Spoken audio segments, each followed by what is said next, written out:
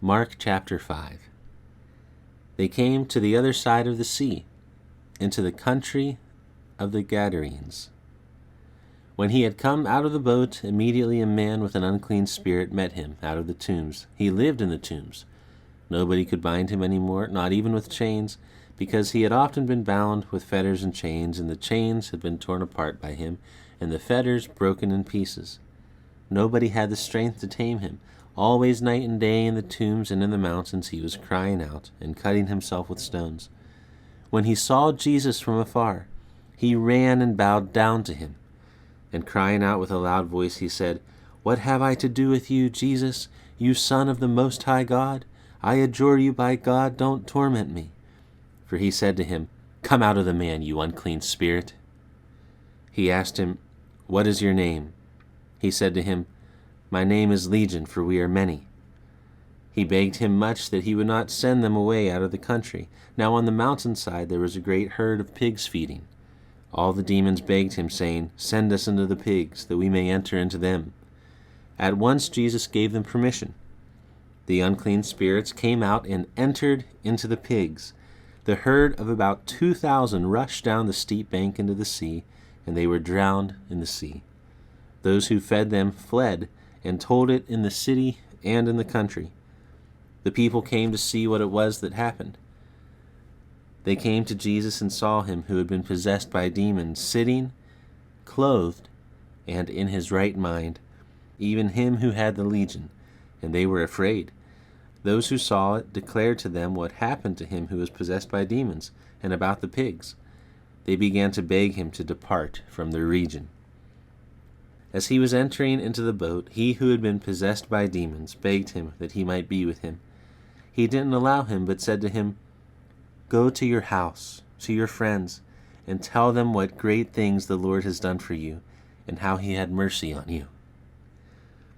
He went his way and began to proclaim in Decapolis how Jesus had done great things for him, and everyone marveled.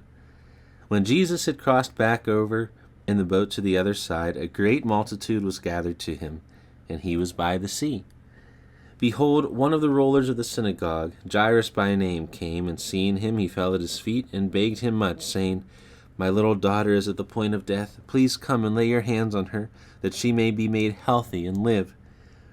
He went with him, and a great multitude followed him, and they pressed upon him on all sides. A certain woman, who had a discharge of blood for 12 years, and had suffered many things by many physicians, and had spent all that she had, and was no better, but rather grew worse, having heard the things concerning Jesus, came up behind him in the crowd, and touched his clothes. For she said, "If I just touch his clothes, I will be made well." Immediately the flow of blood was dried up, and she felt in her body that she was healed of her affliction. Immediately Jesus, perceiving in himself that power had gone out of him, turned around in the crowd and asked, "Who touched my clothes?" His disciples said to him, "You see the multitude pressing against you, and you say, 'Who touched me?'" He looked around to see her who had done this thing. But the woman, fearing and trembling, knowing what had been done to her, came and fell down before him and told him all the truth. He said to her, "Daughter, your faith has made you well. Go in peace and be cured of your disease."